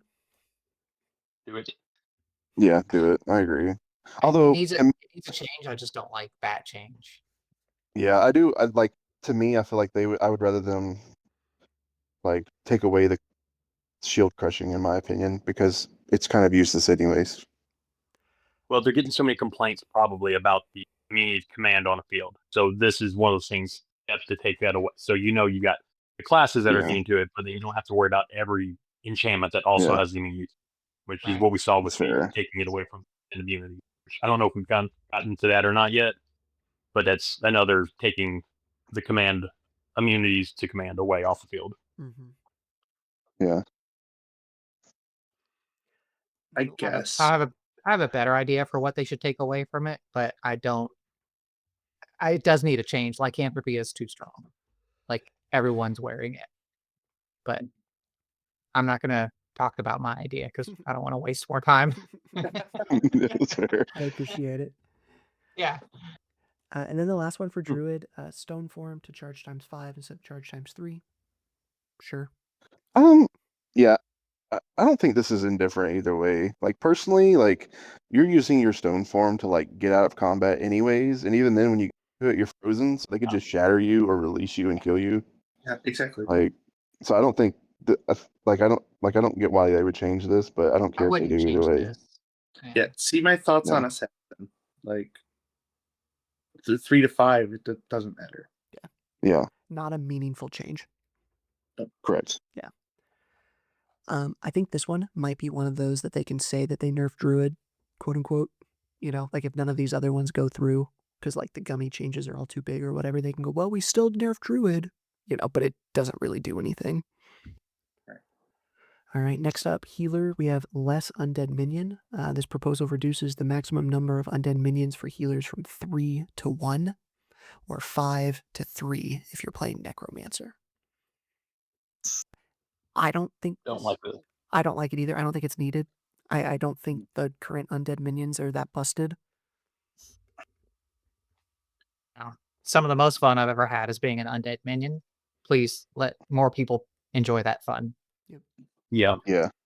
And this is one of those things that in like big kingdom games is fun, but then when you get down to like the hyper competitive Bridge Wars 10 on 10, 15 on 15, like I don't think this is a huge like competitive issue. So let it be fun. Agreed. Yeah. Next, we've got make all blessings per life. This proposal makes blessing against harm and blessed aura into per life abilities like the other blessings while implementing a maximum number of purchases. I'm indifferent. This is massive. What is Blessed Aura? Like, I've never even seen that used. Gosh, it's been a while. Blessing against harm is like a one-off. It's like the ward self thing. Blessed aura, I think So it's resistant to all effects from the next source, which would inflict a wound, death state, or negatively affect them or their carried equipment. Yeah, it's pretty good. It's quite good, and you don't see a lot of it. You will see more of it if it becomes pro life. Yeah. I So like this. yeah, I think this is good. This is in line with what I want healer to be, which is like a huge enchanter class, way more than druid. I think healer needs this to be like have more of an identity as far as an enchanter. Makes sense. Okay. We have make raise dead unpurchasable. This proposal would prevent most healer builds from purchasing raise dead. It would limit it to what the one subclass or the one archetype that can play it. Necromancer. Yeah. Sure. I haven't seen anyone else take it, so I don't know if this is an issue, but sure, I guess if it is an issue, fix it. Yeah, raise dead seems like it's doing pretty good work out there, and limiting it to what only the necromancer would probably be good. Yeah. I'll be honest. I'm I thought probably it gonna was that way. Yeah. Next, we have necromancer and priest doubling from 1 point to 2 points. I'm against both of these. I don't like them. I don't think healer needs that big of a nerf. I think the other casters, druid and wizard mainly, have a bigger deal in the field. Yes. I don't think. But Good. This is why I was stinky about Avatar Nature, though. Because if Avatar Nature is going to get a cost 2, then the other archetypes should be cost 2. And you should find a different way to balance them. Fair. If, you know. I would normally agree with you, but AON is just strong. So like I is. think they like making them cost 2, I feel like hurts healer more than it helps them. And I think they need help more than they need hurt. Well, this really stinks for someone like I have a necro priest build that this just completely ruins because it takes away so many of those points now. Yeah. For a class that I don't think is super oppressive right now. I don't know if it needs it. No, you're right. Let's not do it, but also not do Avatar Nature. No. All right. And then we've got the raise dead nerf only on cursed targets. Sure. Cool. I don't think it matters.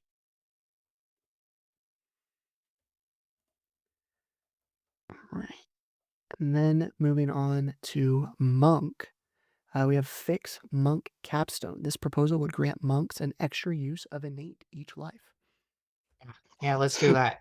Yeah. When did innate become a capstone ability? I think it was 2 cycles ago. Yeah. That's the real question. Yeah. They have it now, nameless, and it's good. Oh, they I use like it. another. Yeah. I know they use it. They use it a lot. It's just weird to me seeing innate being a capstone ability. Yeah. Monk needs It's fun. love, so I love it. yeah, I don't know if this makes monk significantly better, but I think they need the love, so I'm fine with, trying a few different things to see what works and Yeah. what doesn't. The next one is make monks banish M instead of EX. This proposal would make the banish into a magical ability, no longer bypassing protection from magic and enlightened soul. We need this because monks have the only source of banish that is EX, and it's just confusing explaining that to people. So just make it magical. Yeah. Just streamlined. Yeah, the downside is that nerfs monk slightly in a way that it doesn't need because monk is already bad. But banish is not the ability we're worried about. Like fair. Yeah. All right, next up we have Mystic Phase. This proposal reduces the number of force and suppression bolts for Mystic by 1 apiece, but grants them a phase bolt. Look, this archetype was not great on arrival. It's okay. It's fun. I like people like what's the other one? Medium a lot better than they like this one. They gave great weapons back to this one, and it's playable now. But it still runs into the same issue I have, which is 70% of monk players are using a polearm, like using a spell ball on top of a polearm or like using it at the same time. It's clunky. It's weird. You're probably not likely to do it. And you just rather be fighting most of the time anyway. Like, so changing my spell balls around if I play this, like I do like having a phase bolt now. That's good, but why do I have 3 instead of 2 spell balls? Like it's just an extra spell ball. Like give me 2 phase balls. It's okay. Like, yeah, I'll try it again if they change this, but that's probably the only ever time I'll play it again. It's because it's just not great. Mhm. That's just my feelings on it. I'm not a big spell ball user as monk. I don't think a lot of people are. Yeah. I don't think this is the boost that it needs, but I have no idea what Mystic needs to make it good without a complete rework.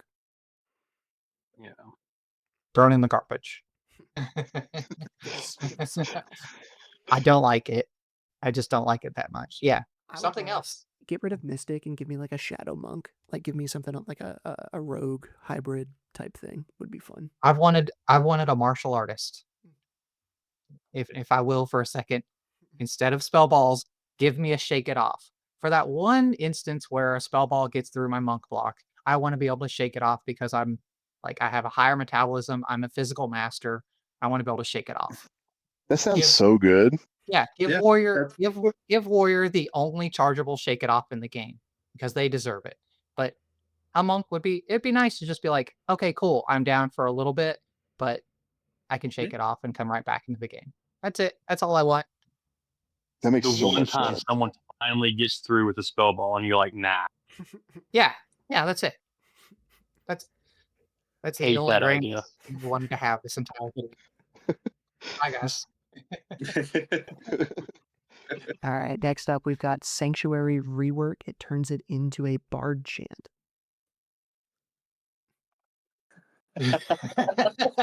What? No, absolutely not. I hate this. Why? I hate it. Because it already is a bar chant, is it not? So are they? Sanctuary? It looks like you have to say "I seek a safe sanctuary" instead of just going straight into sanctuary, right? Is that the way I understand this? Yeah, they're changing the verbiage. Oh, okay, that's fine. It's the other one I want to be mad about. Well, it's also you can't just pick up a weapon and not be in sanctuary anymore. You still have to say no longer in sanctuary, which is a good change. No, I mean, in my opinion. no. think I like it being is- able to pick up a weapon. I think it is a Yeah. good. Anytime we change states, almost every other state in the game, we have to declare that we are no longer in that state. So I like that change to keep it consistent. It is a nerf. understand. It is a nerf that Monk doesn't need, but it is a good clarity, consistent change. Sanctuary is not a state. Okay, fair. It's an ongoing effect. You one. Okay. What's Next, the other one? Is Sanctuary. it's a weird Reload. phrasing. Yeah, like reload. This proposal. So also basically- go ahead. Yeah, so this one, like reload, you were saying, they basically have to go back to base to come out of Sanctuary, which completely negates the ability. Yeah. Why would I ever use Sanctuary if I now have to go back to base to even come back into the game? I This feel looks like terrible.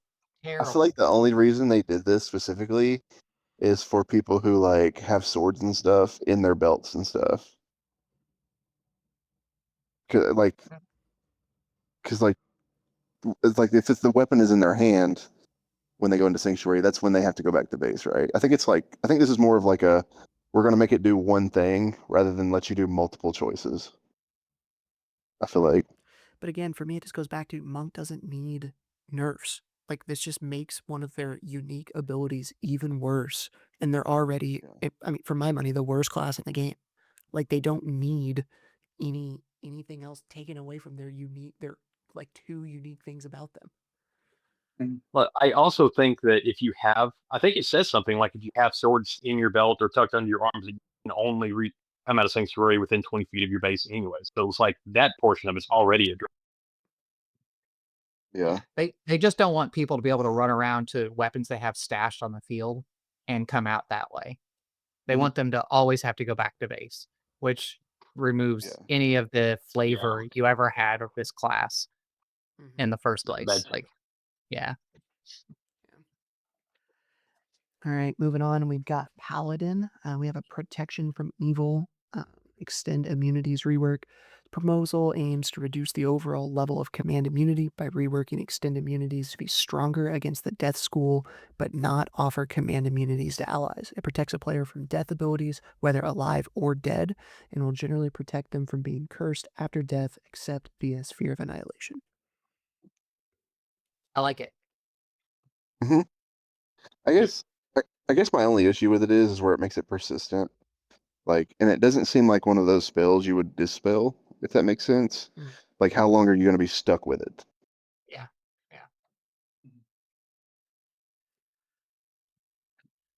I get the idea of removing command. That makes sense to me.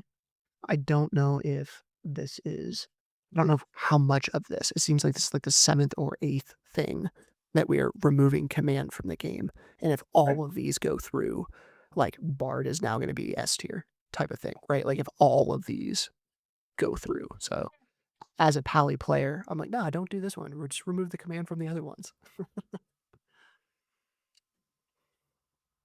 I don't think it swung that far in the other direction. I see what you're saying, but I think immunity command was such a big thing that taking it away from all, even if it goes through with every single one we've gone over, I don't think it would be enough to push Bard to that top. I think Bard is already good if you play it good, and the immunity command is a problem regardless. So I think this is a good way to combat that.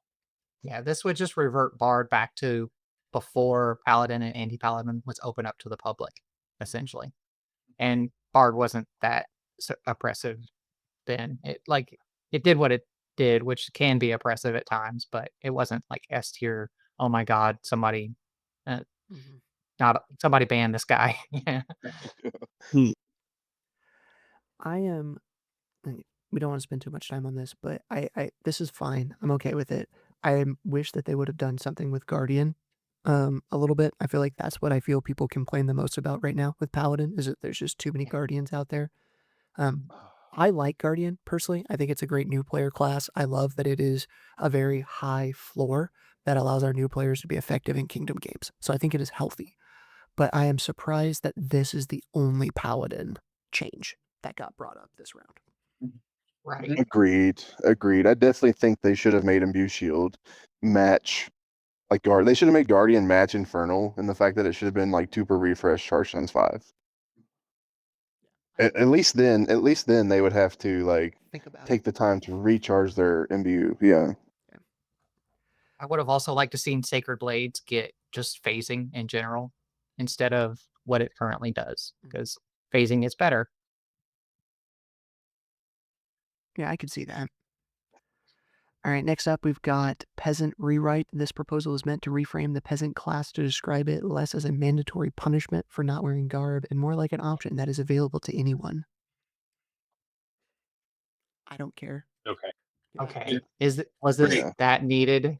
Yeah. This is the one guy who really wants Paragon Peasant and doesn't want it to be seen as a negative thing. Right. Fine, sure.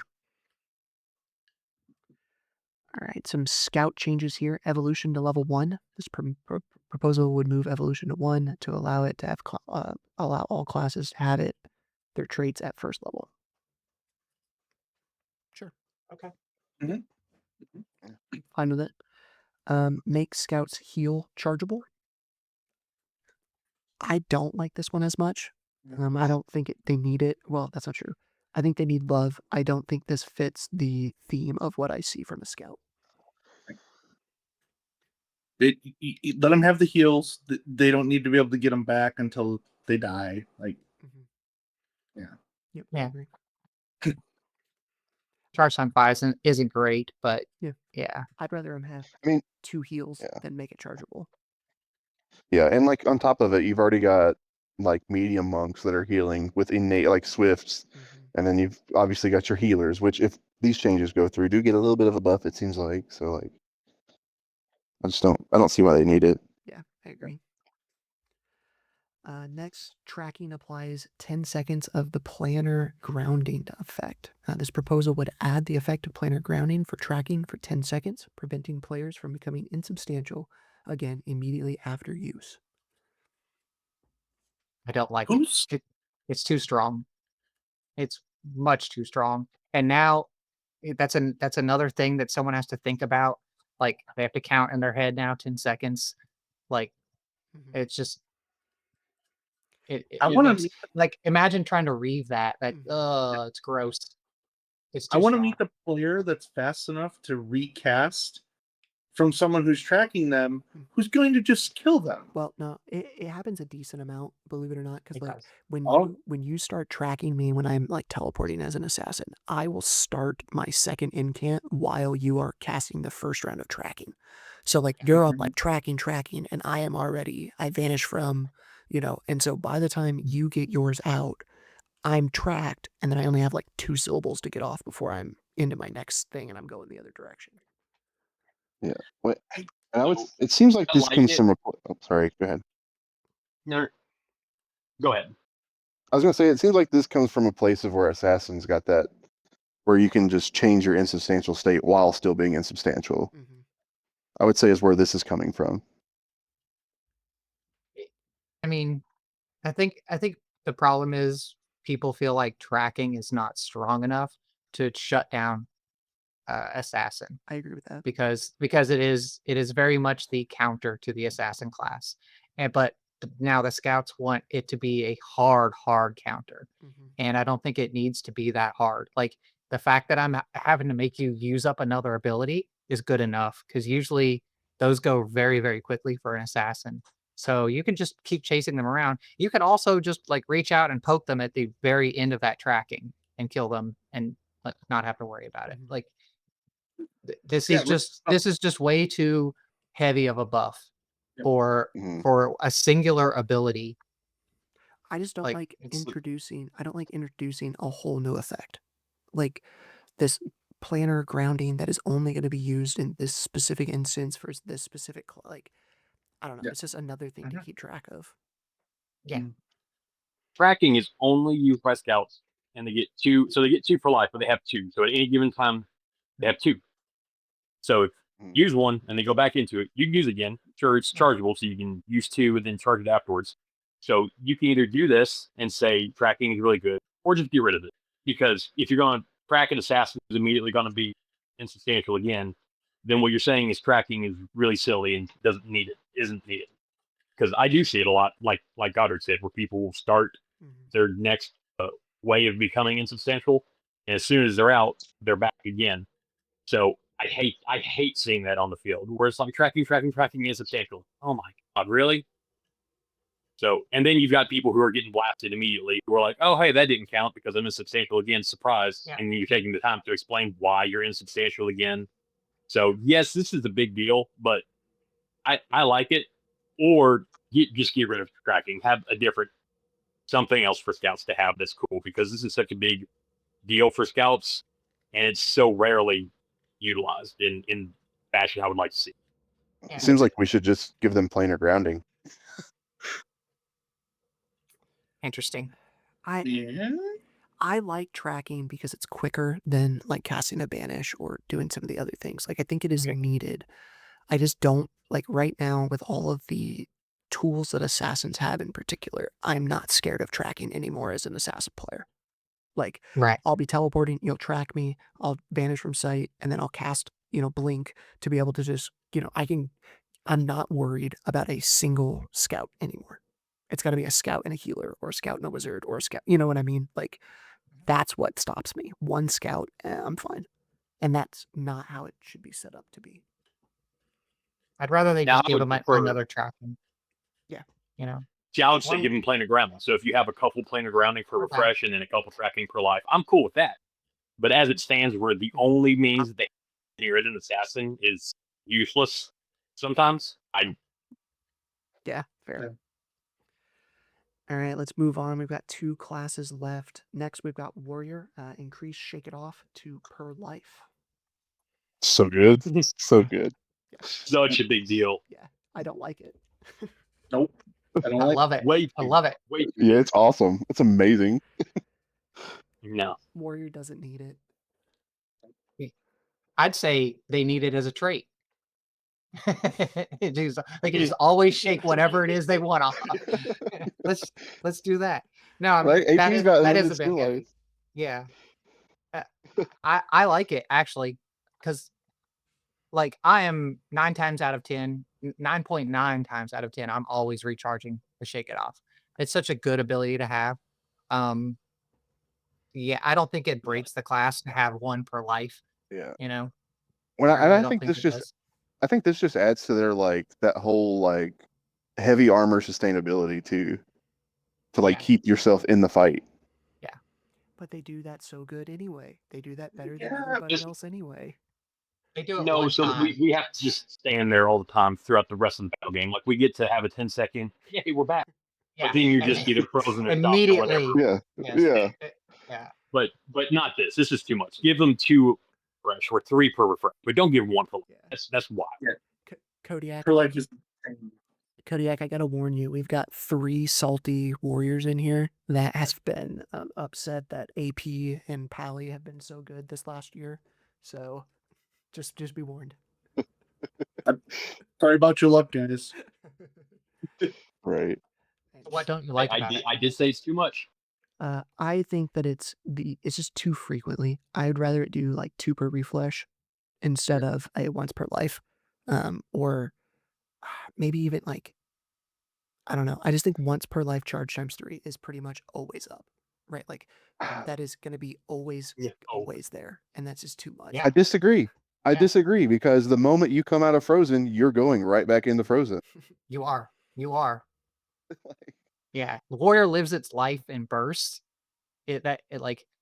I've spent 30 minutes before the battle game getting dressed at the minimum 30 minutes, and I only get to play in short little bursts. Like giving me one extra or giving me a per life shake it off just means I get to live a few more bursts every life, which is kind of nice. Like, Few more bursts. yeah, Agreed. I'm gonna burst all over that game. Yeah. Like, And the problem is, like, when you like put your ancestral on, you're just gonna get dispelled anyways, and then you're gonna get frozen. Like, there's just I don't know. I agree with it because warriors are so oppressed by magic. I think it's something that if you have serious hesitation about, you should just play test it and see how it goes. Because I don't think it's as bad as you probably think it's going to be. Um, Yeah. Fair. is it needed? Maybe not terribly. I'll give you that, but it would be a nice quality of life thing. I for think sure. warriors are. Oh, it's still already- charge times 3. I didn't even see that. It is. Yeah. Yeah. Why can't you just have it once per life and not let it be charged, and then you're getting a little bit more benefit, but not charge. a whole. Oh, so Yeah. My thing is, I feel like warriors are already in a good spot, and it needs a slight buff at best. And with all of these ones that are here, I don't know. I just don't know if it needs it compared to some of the other ones. Yeah. So next up, we've got replace harden with greater harden. Sure. Yeah. This might be the little bump Yeah. that it needs that wouldn't be super overpowered. Yep. It would change so very little. Yeah. Yeah. Fireball. And you lose your weapon anyways. Right. Yeah. Right. But then the occasional weapon that gets shot out of your hand, you still keep. So that's neato. Mm-hmm. Mhm. And then the last one is warrior gains a chargeable insult. I'm less opposed to this one than I am the shake it off, but I still don't know if it's again needed. But I'm less opposed to this one. I don't think this is game breaking at all. No. Like very like I feel like you're very target selective with your insult anyways. So it's like I don't And see it's it being command like spell. yeah, and it's command spell, yeah. I would rather they have this than have a chargeable shake it off per life. Agreed. Give me the shake off. Then we can talk about it. Listen, this is what happens, okay? You insult the wizard, which then freezes you and you shake it off. And then you come out of it, and then you get frozen again, and after 30 seconds you can go back and charge them. You just take the 60-second death and come back. I mean, All right, moving on to our last one. We've got Wizard. First one is Battle Mage no longer gets magic stabs. I Good. I don't understand how this makes any difference.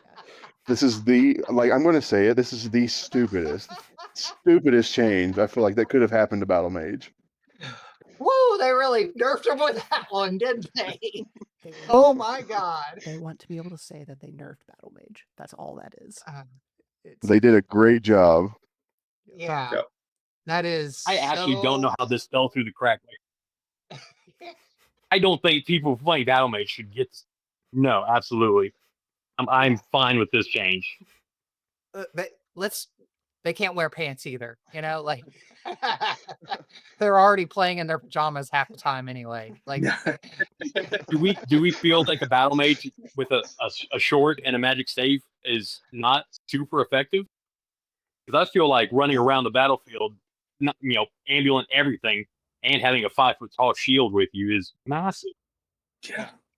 yeah, What? no, it's good. It's good. It's just it's so like not in any direction, or like it's not even the nerf we've all want for Wizard is Yeah. limiting their ability to hold a piece of PVC.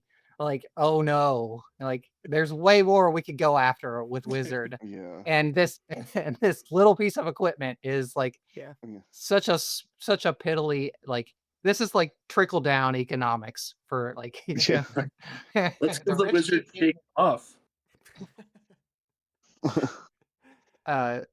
It's fine. Yeah, like Yeah, I think let's it's nerf. Let's keep nerfing them. Hit him Yeah. again, please, I- harder.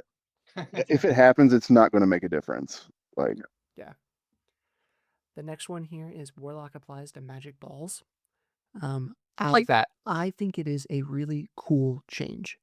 I don't think Wizard needs the change, but I think it is a cool thematic fun. It would be a fun way to play. yeah, I think it's cool in the fact that it's sticking to the Warlock style, but you got to think about the balls that it's buffing. Is it's going to give them double lightning bolts and double fireballs, which are arguably very very strong spell balls. Yes. Yeah, I ultimately said no to this one, even though I think it would be fun, but just because I think it would be too good. Like, Wizard doesn't need any help at this point, and this would be Mhm. buffing. Now, granted, it would be buffing the least played of the archetypes for Wizard, but even that, I still think the least played archetype of the best class right now is still better than 80% of the other classes in the game. Like, I do think this is contingent on if other stuff passes. Mm. If other stuff was to pass, I might be more inclined to be like, no, do this anyways. But if a lot of this stuff fails, why would this pass? Yeah. I'd be okay with this at the last time here too. Depending on feedback, they may restrict other Magic Ball use outside of Flame and Death. I think that would make it fair, right? Like if you could Mhm. only use Flame and Death, but I think that's how it should be, anyways. Personally, because why should you Yeah, get an it'd ice be more ball? yeah. All right, next up, big one here. Wizard Max purchases. This would add a maximum of 4 purchases to Icy Blast and Shatter for Wizard. I'm shaking my head at your comment that it's a big one. It's a good one. It's fine. It's not big enough. Yeah. But yeah. We're starting to pick up speed going up the hill now. We're doing okay. Yeah. Oh, okay. You salty frontline fighters can calm down. So what makes this so bad is the fact that both of these are still chargeable. Yeah. Right. So it's like, oh, let me expend my 4 icy blasts and my 4 shatters real quick. Let me run back here to where all my dead teammates are and steal every one of them back and run up here and do the exact same thing over. Right. Yeah. It's a limit ish. It's just not hard enough. Wizard really needs to be cut at the kneecaps, and this is just not anywhere close to it. Like We just took a the pinky magic toe. staff clipped their toenail. You know. Yeah. This is like removing the pinky toe. Yeah. So there's still no cap on innates. Yeah. Okay. So there's no cap. Correct. No. Cool. Right. Yeah. Right. So yeah, you've got your 4 icy blasts and your 4 shatters and your 12 innates that you get or whatever it is. I think I always ran with the Battle Mage. I always ran. I think I had, and I didn't bring Shatter, right? Because Frozen's way worse than Dead. I'd bring like 2 Icy Blasts chargeable, and then 6 or 8 innates, so I could charge either that or whatever other thing I wanted to use that game. Yeah. So now I've brought up a different spreadsheet. This is all the classes with all of the subclasses or the archetypes. And then I've put what I had the classes rated at before these changes. I added the number of buffs and the number of nerfs and then the total changes. And for every 2 positive or negative, I dropped the overall rating. So if it was an A and it got 2 nerfs, it would drop to B. Right? If it got 2 buffs, it would go up to S. Don't want to spend a ton of time necessarily arguing if I have something in A, you guys have it in B. I'm not super interested in that necessarily, but more just looking at the total number of buffs and nerfs per class. So for instance, AP here, 1 and 1, total of a 0. AP shouldn't be, statistically changing that much here. The biggest movers of this, if everything goes through, Druid is getting 8 nerfs, Healer is getting 9 nerfs, and all of the warriors are getting 4 buffs. Which I think those changes alone would change the meta more than just about anything that we've seen in a while. Want to get your takes on that?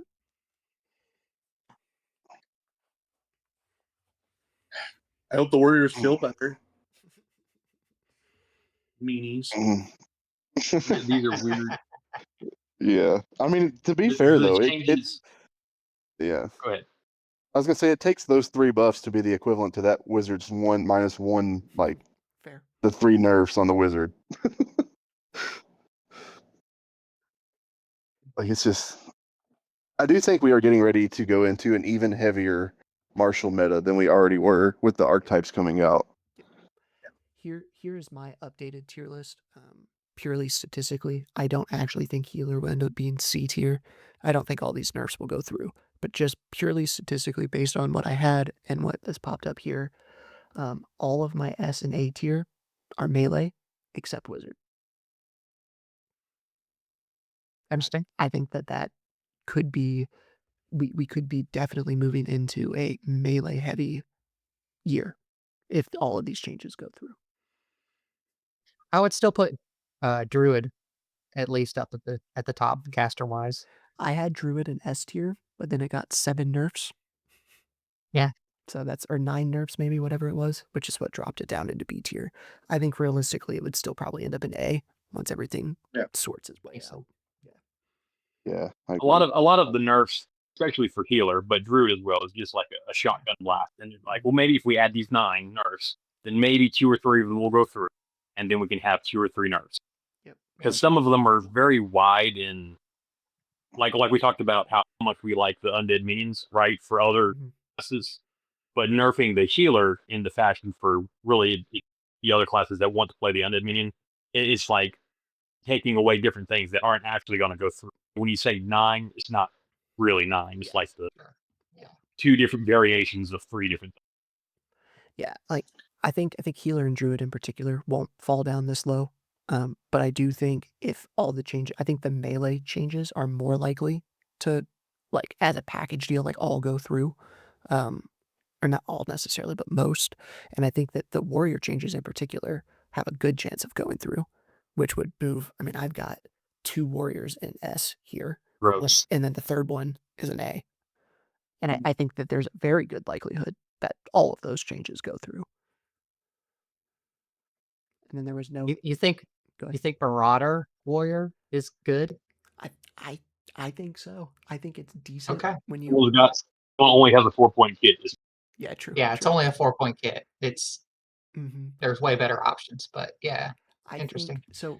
I think there are better options, but when I look at the options that are below it on the tier list, right? Like I think a good or good Marauder warrior is going to be better than a good paladin on most days. Right? Interesting. If I look at Okay. I'd rather take that than most Inquisitor Paladins. Right? Like Yeah. I don't really see too many good Inquisitor Paladins out there. I'd definitely rather have that warrior over a scout of any type. You know, like Yeah. it might not be as good as the normal warrior and as Juggernaut, but I still think it's better than most other melee options. Yeah. I mean, it's in the meta that it matters. I'm gonna go out and play Artificer either way. And I'm just gonna it's gonna be the thing. I think that if someone's gonna grind the meta real hard, it'll matter. But otherwise, like, come on. I think so. If the changes for Scout go through, you're actually get like where the planar grounding effect is applied.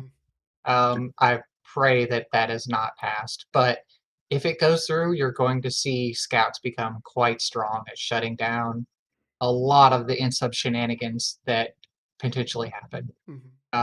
They're just going to lock everything down.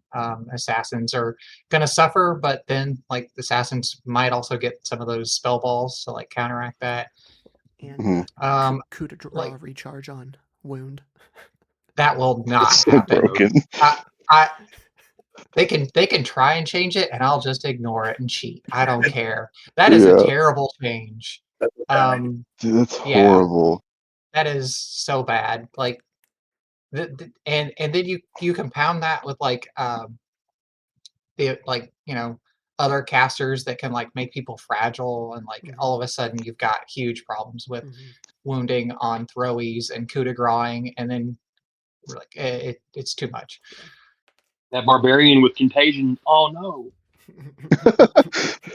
They, it seems like honestly, if all these changes that we feel like will likely go through, if they all go through, everything's going to move up except Barbarian. Barbarian, what did it do to deserve this? Because it's not getting anything to like make itself any better, and it's already in a pitiful state It's the worst. It's the it worst stands. melee. They need to do something. Other than Monk. I still think base Monk is great. But if they want to if they basically want to remove Sanctuary from the game by nerfing it so hard, that will hurt Monk for sure. Cool. Well, that is what we've got for this evening. Thank you guys so much. I appreciate you coming on, spending a couple hours with us, and going through all this. I'll be interested to see what our rules reps actually put through.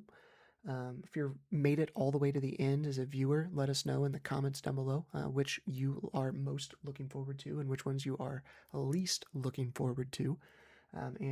I'll probably once we actually see what changes go through, I'll get together with all these guys and we'll come up with a tier list of where we think everything actually landed and do like a compiled tier list of, and maybe do a shorter video on that once we get the official changes and they've been voted on and stuff. So with that, appreciate you guys. We'll see all you viewers next time. Things they